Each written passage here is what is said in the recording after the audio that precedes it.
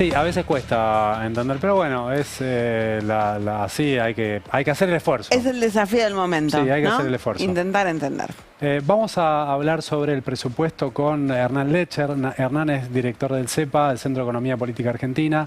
Han hecho un laburo muy exhaustivo de estudio del presupuesto y por eso nos sirve conversar con él. ¿Qué haces, Hernán? ¿Cómo te va? Bienvenido. ¿Qué tal? ¿Cómo están? Buenas noches. Bien, que si bien ya se conocía el proyecto de presupuesto, la novedad es esta de la derogación de las leyes de emergencia educativa y de financiamiento universitario, ¿le encontraron alguna otra sorpresa más al dictamen? Bueno, en general la gente no recuerda porque la presentación del presupuesto se hizo en septiembre, se tiene que hacer en septiembre. Entonces en aquel momento se discutió, mucha gente ni siquiera lo lee, es muy extenso, muy amplio. Entonces, nadie lo lee. Claro, entonces no suele ser parte del debate popular, pero tiene cosas muy importantes.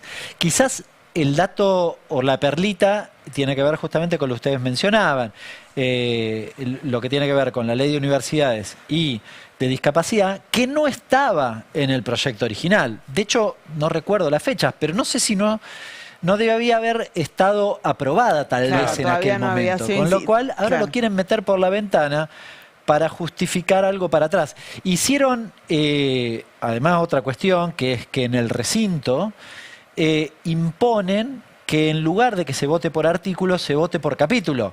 Con lo cual impide que alguno quizás que quisiera votar a favor de la educación o a favor de los discapacitados lo pudiera finalmente hacer porque se veía obligado a votar todo el capítulo en contra. Hace un ratito me mandaban un tuit de los radicales que en algún momento defendían las universidades, entregaron la última bandera, creo que les quedaba.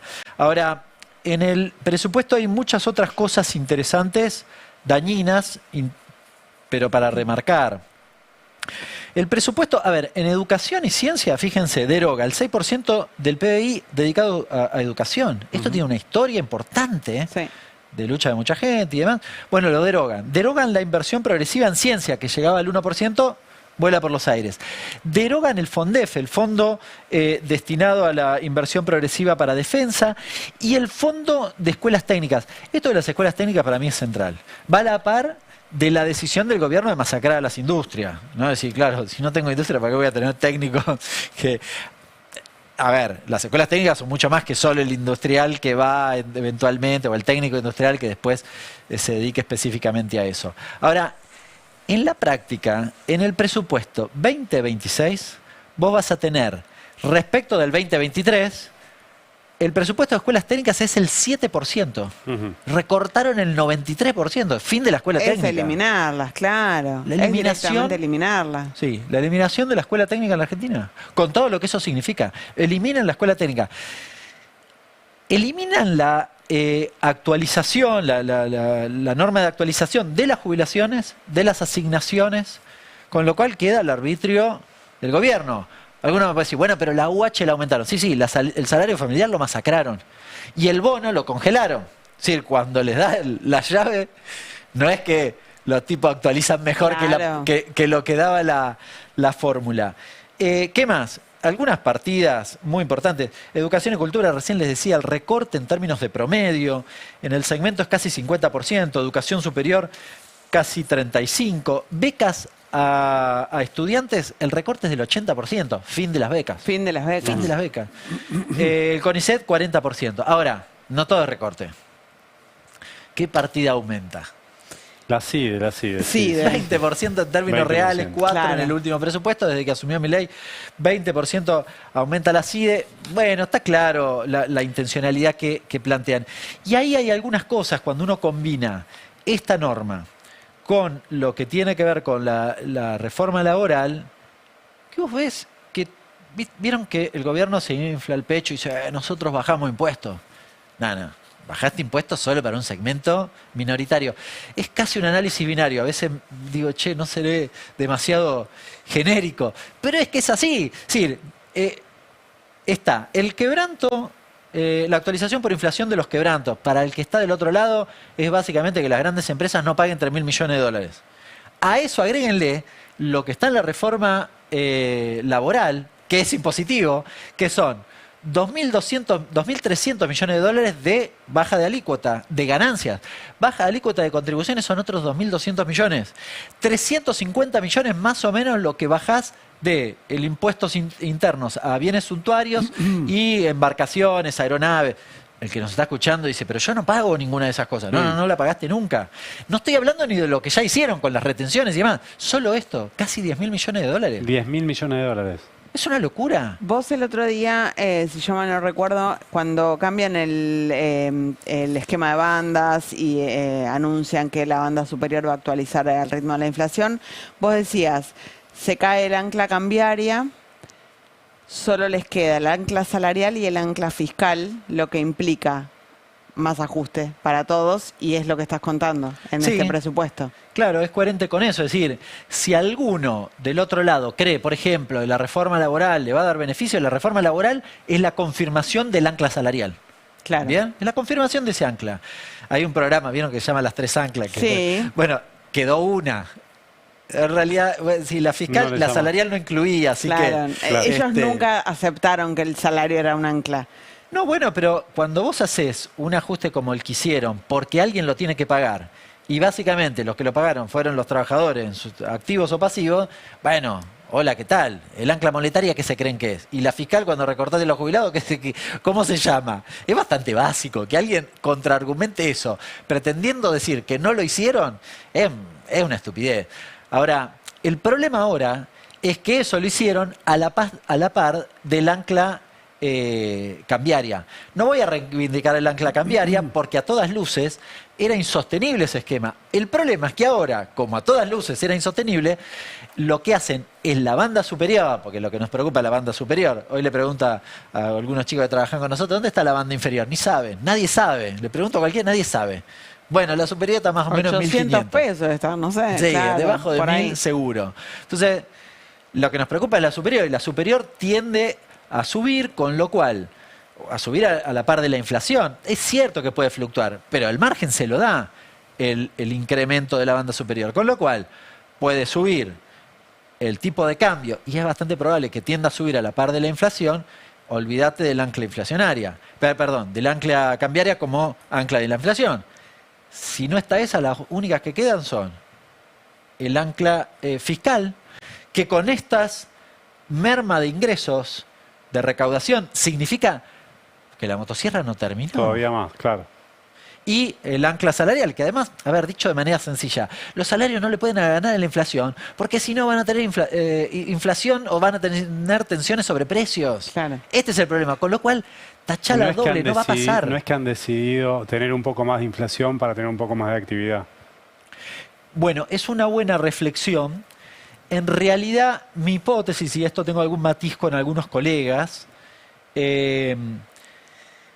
para mí el origen de la medida, que igual tiene el problema de lo que estaba mencionando, pero el origen no es que ellos están cambiando sensiblemente el esquema cambiario. Es casi cosmético. De hecho, cuando vos le preguntás, dicen, bueno, pero ¿vieron? Les molestó la tapa de Clarín, que decía, va a subir el dólar. No, en realidad va a fluctuar por ahí. Porque están pensando en que eventualmente van a utilizar van a tratar de que el tipo de cambio no aumente. Para mí se enamoraron de la herramienta. Y en realidad, ¿cuál es el origen de esto? Para mí, Kristalina Georgieva lo llamó y les dijo, miren chicos, tenemos un tema. Ahora en 15 días yo les tengo que aprobar las metas. Y con la cambiaria estamos 15.000 abajo. ¿Qué hacemos? Hagan algo. Con la acumulación de reservas. Claro, pongan algo. Así yo digo, bueno, el waiver se lo doy porque hicieron esto. Después hagan lo que quieran. No les debe haber dicho eso, pero Bessel le dijo después. El subtítulo dice eso. Con lo cual, uno podría decir que el techo de la banda se mueva a la par de la inflación, no me resuelve la acumulación de reservas, porque no va a pasar en la cantidad que debería ser para que vos tengas dólares de respaldo eventualmente en tensiones.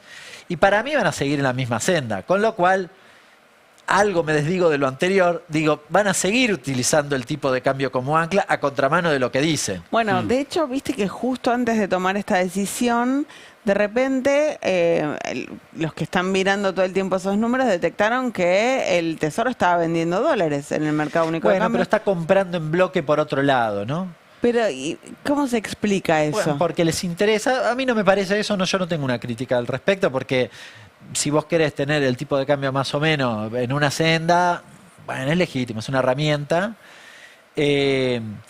Así que no soy crítico de eso. El esquema cambiario hay que discutir si es válido o no es válido. Y lo que digo es, en esta discusión entre el fondo que le dice, che, maestro, vos tendrías que haber acumulado 15.000 millones, y la realidad del gobierno, que el gobierno dice, no, yo no necesito acumular, ¿no? Porque es lo que venía diciendo, lo que hicieron, para mí sigue en la misma senda.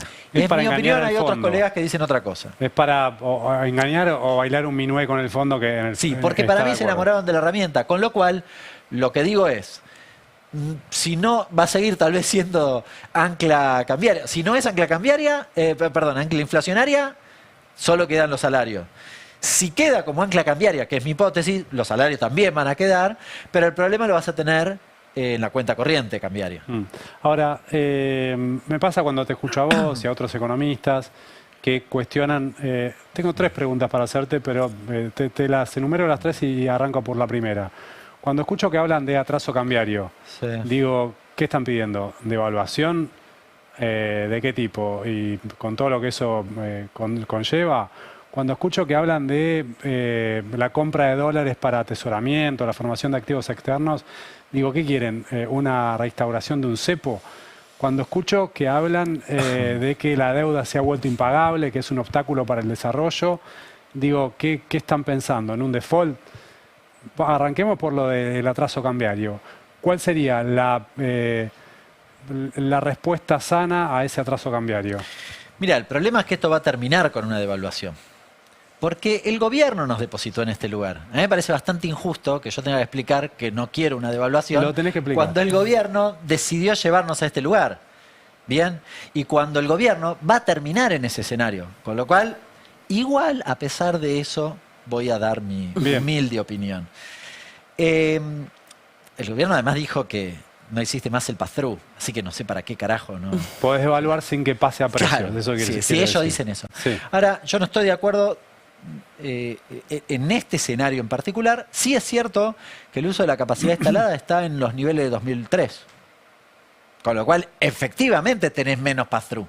Deberías tener. Pase a precio. En el 2002, con la evaluación que hubo en el 2002, no hubo tanto pase a precio como después, ¿no? Claro, porque estabas muerto. Bueno, el promedio del 2003 es parecido en términos de uso de capacidad instalada a este. Está levemente por debajo. Con lo cual, vos podrías decir, bueno, no debería haber tanto impacto. Yo creo que en el escenario en el que estamos igual terminarías teniendo un efecto finalmente sobre precio. Ahora, lo cierto es que hoy estás en este nivel de tipo de cambio al que nos llevó el gobierno, la gente la está pasando mal, la industria está muerta y hacia adelante va a estar peor. Hoy salieron los datos de Adimra. De Adimra. Sí, Adimra no dice nada, hace videito diciendo que, bueno, el 2026 va a ser mejor porque están unidos. Y sí, los van a matar. Pero bueno, el problema es que hacia adelante... Mira, acá tenemos los datos de Adimra de noviembre. Bueno, la verdad es que la caída de la producción industrial, variación interanual 4,2 abajo, variación mensual 0,5 abajo, la acumulada del año 0,3 abajo, un año para el olvido, ¿no? Para la industria. Y sin embargo, si no tenés a los dirigentes industriales queriendo matar a todo el mundo. No, de hecho, a un asterisco, Rapalini de la UIA fue a la cena de la Fundación Faro, cuenta Leandro Renaud hoy en página 12, pagó 250.000 dólares la mesa. Sí, bueno, pero es socio del proyecto San Jorge de minero en Mendoza. Vos decís que él es industrial, no pero industrial. recibe industrial, no industrial. Sí, qué sé yo, es minero, es industrial, no sé qué. Sí. Yo a mí me da vergüenza cuando los veo, honestamente, digo, porque después yo me acuerdo de las discusiones sobre bienes de capital y qué sé yo, y hoy están muriéndose y no dicen nada. Escúchame, para que no nos olvidemos, vos decís, lo tiene que hacer este gobierno, le va a suceder no lo a este tiene que gobierno, hacer, le va a pasar. Le va a pasar, pero en todo caso, yo lo que digo es, podés hacerlo y compensar. Yo lo que digo es, si vos querés una macro sana y yo quiero una macro sana, este nivel de tipo de cambio con el colador cambiario que tenés no resiste. No resiste, fin. Ahora, vos podés llevar a un tipo de cambio un poco más elevado, con menos efectos sobre inflación y con salario que no le estés pisando al 1%, sí, claro que lo podés hacer. Con lo cual me parece mucho mejor.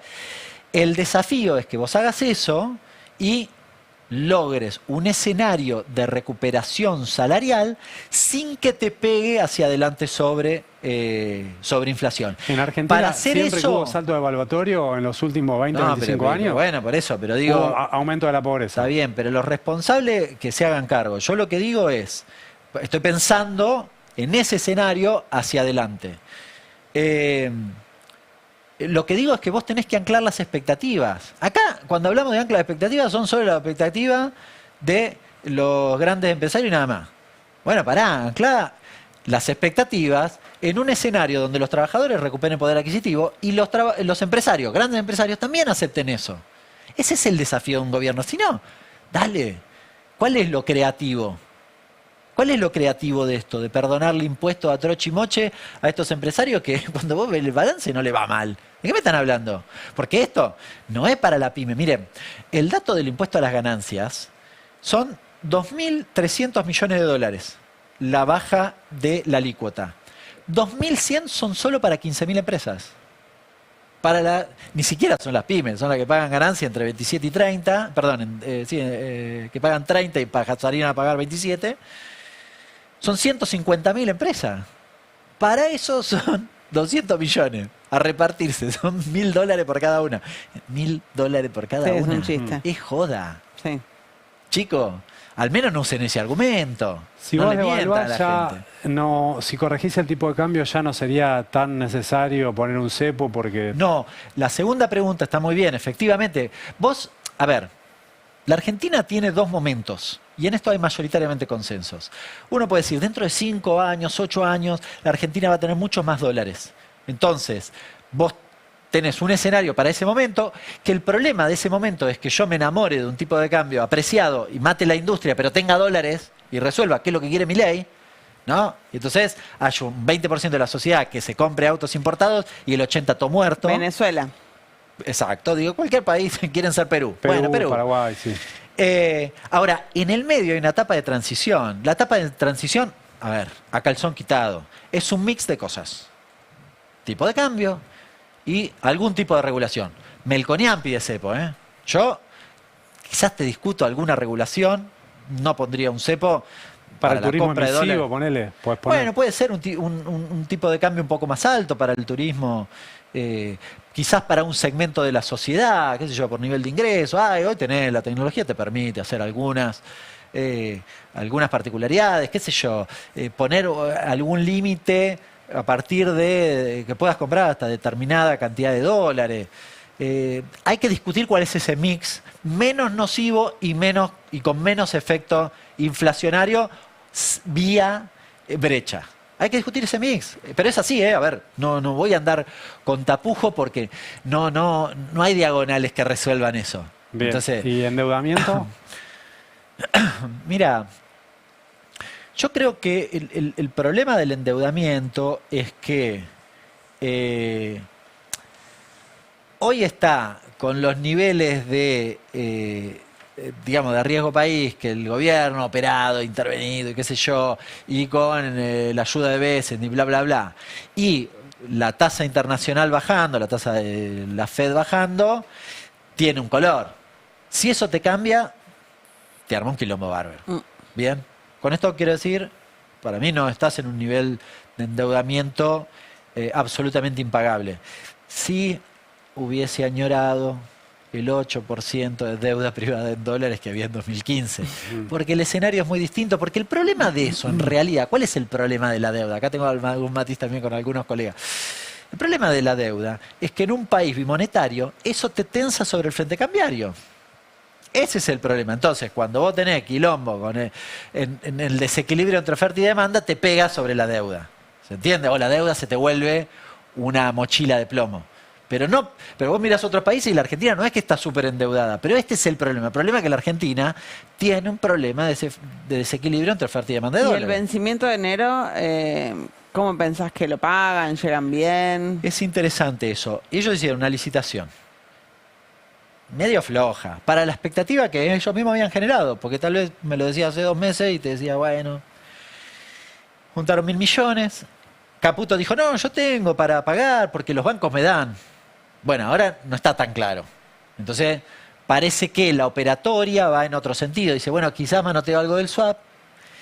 Y además estoy haciendo todo para hacer una licitación de una parte, probablemente de los GDE, el propio 9 de enero, que es cuando vencen. ¿Y para eso qué hizo? Bueno, el lunes anunció esto, que a los mercados era un poquito lo que estaban demandando, pero además intervino el GD29 y hizo subirlo de precio y tenés el efecto sobre el riesgo país que tenés hoy. Claro. Entonces, pero estaba manejado. Ahora, Caputo en 2016, por allí también tuvo riesgo país bajo y después... Sí. Yo, no de nuevo, funcionó. si la macro está ordenada es una cosa. Si no, si tu frente cambiario no está resuelto... Pasa que últimamente cuando... Bueno, pasó en el último gobierno, no recuerdo cómo era en el gobierno de Cristina. El riesgo país en un próximo gobierno peronista tal vez sea mucho más alto que este, ¿no? Mira, si vos tenés la macro ordenada, yo ahí tengo una gran diferencia con esta boludona que plantean ustedes, pero que, viste, algunos libertarios te dicen, no, porque odian a los cuca. La discusión Los es... mercados.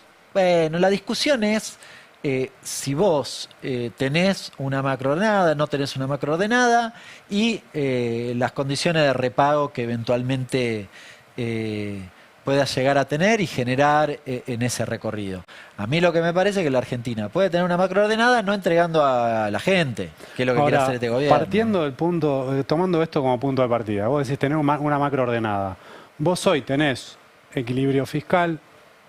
Está bien, algunos discuten que en realidad técnicamente no es, pero bueno. No, técnicamente no es. Bueno, pero sí, sigamos. No quiero Voy a hacer profundizar, como pero, que no escuché. Si contás los intereses de la deuda. claro, más o menos tenés gastos y ingresos que cubren los gastos, más o menos. Sí. Pero a partir de un recorte feroz que llevó adelante Milei. Si vos querés ampliar el gasto público, porque tenés que hacer frente a un montón de cosas que este gobierno dejó de hacer frente. La obra pública, la discapacidad, bueno, podemos enumerar un montón de cosas. ¿Cómo lo haces? ¿Aumentando los ingresos? ¿Cómo? ¿Qué tenés ahí? Te lo relaté recién. A ver. ¿Para qué le bajas ganancias a las sociedades? Está ¿Para bien, qué? eso lo bajaron ahora, pero vos tenés que aumentar, no sé, Escuchame, 10 puntos el PBI. Mirá. El RIGI te hizo perder o te hace perder recursos. Reducción de la alícuota de bienes personales. ¿Volteás el RIGI? Más vale. Ok. Más vale. Lo Ok. primero que hago es una berretada eso. No puedo creer que los gobernadores de la provincia litífera hayan votado semejante truchada. Ustedes saben que el proyecto de GNL, los de Petronas querían una especie de ley a la usanza del RIGI, pero que tenía libre disponibilidad del 50%. Ujú. Estos inútiles fueron y le regalaron el 100%. Le regalaron. El RIGI es un regalo estúpido. Bueno, No, es que me decían vuelve sobre la loco. reforma laboral. El otro día, si mal no recuerdo, el ex CEO Sebastián de- Echemendi. lo decía Sebastián Echemendi ayer acá, pero si yo mal no recuerdo, Mariano Martín en Palo de Zanahoria Herrero. habló con Herrero, con el De ex CEO Toyota. de Toyota, o CEO de Toyota, Le dijo. que decía, la verdad nosotros No no lo estaban necesitamos pidiendo. que nos paguen los Sí. despidos. Las grandes empresas no tienen problema con los despidos, claro. Y se Claro. la dan igual. Bueno, dale, seguí adelante. No, te decía, mira, reducción de la alícuota de derecho de exportación, lo hicieron hace 2 días atrás, eliminaron las retenciones a la minería. Bueno, en las que van a hacer la reducción de contribuciones patronales. En realidad la reducción de los impuestos a los autos de alta gama ya la habían hecho, ahora hacen una extensión un poco más amplia. Bueno, ahí puse algunos ejemplos. Quieren hacer, y ya lo hicieron la otra vez, porque en realidad es medio técnico, pero el uso de los quebrantos, ellos, no quiero ser impreciso, pero creo que lo podías usar, el uso de los quebrantos es cuando te da un Pero con resultado... esas 2 o 3 cosas que vos Es estás un montón de diciendo, plata. ya cubrís todo lo que se recortó en salud, en educación. Hay recortes del 30, Y tenés 20. 0,6, tenés 0,6 del superávit. Hacé la cuenta, más esto. Me da Estás con eso. 2,5 puntos. ¿No hay que aumentar impuestos? Para un equilibrio primario, con esto estás. Ajá. con esto estás. Hicimos ayer el cálculo, por eso te lo digo con tanta precisión, Sí, porque hicimos el cálculo. Che, a ver cuánto nos da esto. ok. Bien, y con debo estar olvidando alguna otra particularidad, pero básicamente con eso estás. Después hay discusiones más de mediano plazo. Por ejemplo, ¿querés mejorar los salarios, las jubilaciones? Bueno, a mí me parece que en si quiero hacerles pegar un salto, ¿no? Un salto más allá de la movilidad, por ejemplo. Bueno, Hay que hacerlo. sí, claro, pero si querés hacer eso, más allá de lo que está en este calculito, ¿sí? Supongamos, o quiero reponer alguna otra cosa. Supongamos que alguien viene y me dice, che, yo necesitamos para nosotros. Sí, la verdad que es razonable. Fuera de este cálculo, estoy diciendo, fuera de este cálculo. Bueno, por ejemplo, a mí me parece que hay que trabajar, creo que se lo dije la otra vuelta, un esquema de plan quinquenal, por ejemplo, con los trabajadores no registrados, que en la medida que vos mejores la recaudación de seguridad social, puedas tener mejoras, digamos, eso lo destines a algo específico. A eso me refiero, ¿no? Entonces, bueno, puedas tener algo en ese sentido. Ustedes saben que el peronismo ayer presentó una regla fiscal. En el dictamen. Yo lo dije en algún momento. En el dictamen. Viste, no me creía, Tenenbaum no me creía. Bueno. Sí, una regla fiscal procíclica, porque la de Milei es regresiva. Es decir, cuando me cae la recaudación, recorto más. Y lo único que hace es un proceso de me cae la recaudación, entonces recorto más, y entonces me cae la recaudación. No sirve eso. Bueno, ahora, regla fiscal que garantice equilibrio intertemporal.